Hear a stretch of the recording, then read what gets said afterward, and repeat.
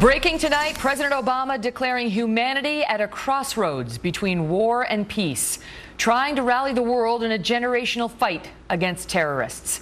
Welcome to the Kelly File, everyone. I'm Megyn Kelly. At this hour, the smoke is still rising from more than a dozen new airstrikes fired from U.S. and partner nation aircraft hours after President Obama returned to the United Nations this morning. He spoke today from the same podium where 1 year ago he announced the end of a decade of war in Iraq and the dismantling of al-Qaeda, a claim he made repeatedly at that time while touting his fulfillment of this campaign promise from when he was just a senator. I'm running for president to change course, not to continue George Bush's course. And that's why there will be a clear choice in November, fighting a war without end or ending this war and bringing our troops home. Both Bush and McCain represent the failed foreign policy and fear-mongering of the past. I believe the American people are ready to reject this approach and to choose the future. But today it was a very different message from President Obama. A 180-degree turn from the man who initially rejected the idea of a war on terror. Today it sounded much more like the call to action delivered to the United Nations by President George W. Bush back in September of 2001. Watch this as we compare the message delivered from this podium 13 years ago and the one delivered today. We have reaffirmed again and again that the United States is not and never will be at war with Islam. Islam teaches peace. The terrorists are violating the tenets of every religion, including the one they invoke. They have embraced a nightmarish vision that would divide the world into adherents and infidels, killing as many innocent civilians as possible, employing the most brutal methods to intimidate people within their communities. The terrorists call their cause holy, yet they fund it with drug dealing. They encourage murder and suicide in the name of a great faith that forbids both. And it is no exaggeration to say that humanity's future depends on us uniting against those who would divide us along the fault lines of tribe or sect, race or religion. Civilization itself, the civilization we share, is threatened. Collectively, we must take concrete steps to address the danger posed by religiously motivated fanatics and the trends that fuel their recruitment. Every nation has a stake in this cause. As we meet, the terrorists are planning more murder, perhaps in my country, or perhaps in yours. There can be no reasoning, no negotiation with this brand of evil. The only language understood by killers like this is the language of force. This threat cannot be ignored. This threat cannot be appeased. In this effort, we do not act alone. The conspiracies of terror are being answered by an expanding global coalition. We will train and equip forces fighting against these terrorists on the ground. We will work to cut off their financing and to stop the flow of fighters into and out of the region. We have a responsibility to deny any sanctuary, safe haven, or transit to terrorists. We are heirs to a proud legacy of freedom, and we're prepared to do what is necessary to secure that legacy for generations to come. We did not ask for this mission, yet there is honor in history's call. I ask that you join us in this common mission for today's children and tomorrow's. So let us go forward, confident, determined, and unafraid. Thank you very much.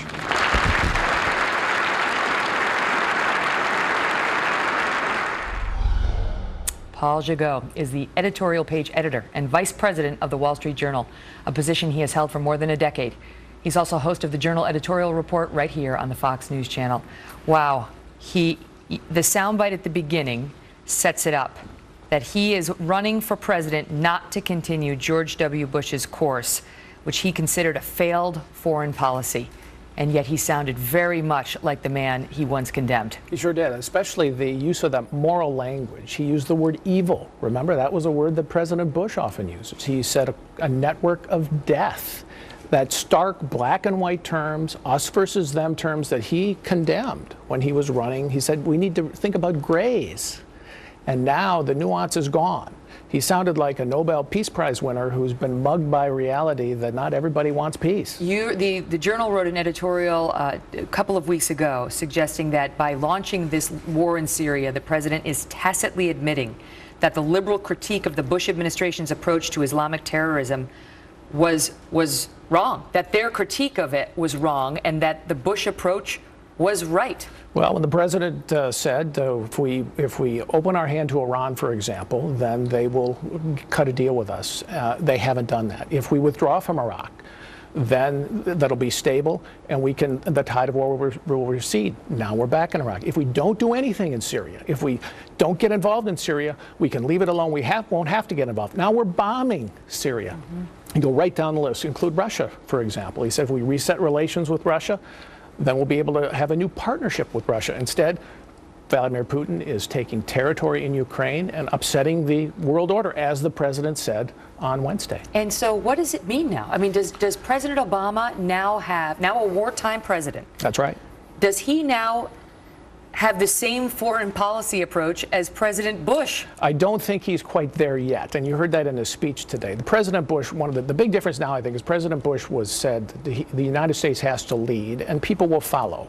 This president's still not quite leading entirely. He used the word collective or collectively, I think, 5 times in today's speech. He's still thinking multilaterally. He said he's no longer leading from behind, but he's not leading from the front either, more like leading from the side.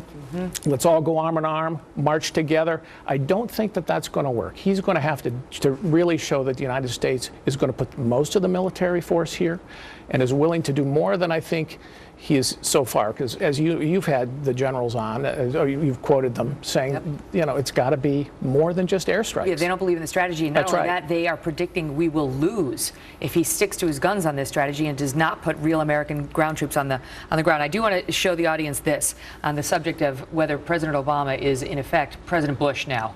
The New York Times even wrote an article on 9/11/14 suggesting that unlike Mr. Bush in the Iraq War, Mr. Obama here, they're saying, has sought to surround the United States with partners. They had to issue a correction for that just yesterday. And the correction reads as follows. We gave an incorrect comparison.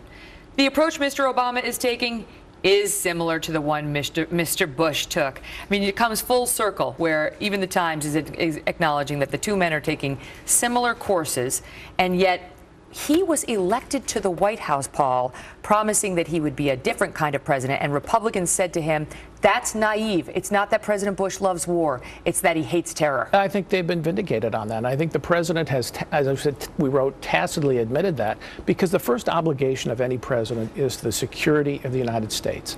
And when he saw his polls falling as disorder broke out around the world, he understood that even he had to do something. And so he's now acting with force of the kind that he never imagined he would have to use.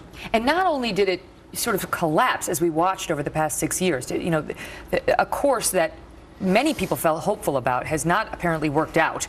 But the president was touting what he viewed as his successes thanks to his policy, his less interventionist policy. And here's an example of that. This is President Obama in 2001. This is the longer version. Listen to him talking to the United Nations again, but a year ago. Watch. Together, we've also worked to end a decade of war. 5 years ago, nearly 180,000 Americans were serving in harm's way. And the war in Iraq was the dominant issue in our relationship with the rest of the world. Today, all of our troops have left Iraq. Next year, an international coalition will end its war in Afghanistan, having achieved its mission of dismantling the core of al-Qaeda that attacked us on 9/11. I mean, I don't know where to begin. We've ended a decade of war. Well, we didn't end anything, apparently. 5 years ago, Iraq was the dominant issue in our relationship with the rest of the world. Well, it is again. And now you can add Syria to the list. We were decimating al-Qaeda.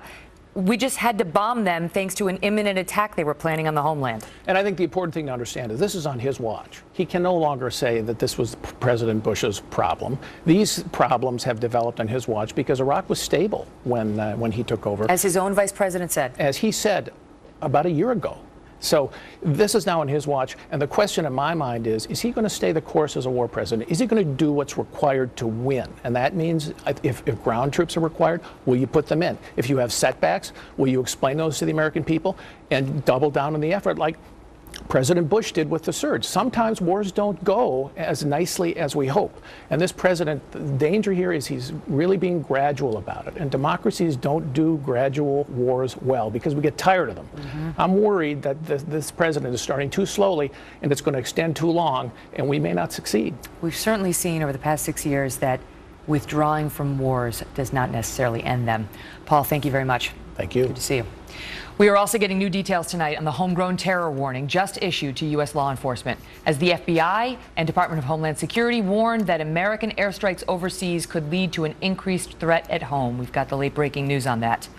And he is a controversial Muslim cleric.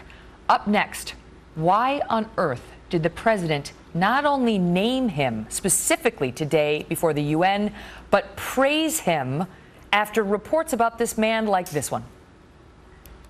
They issued the fatwa in 2003, 2004 that called for violent jihad against American military troops and personnel, support personnel in Iraq.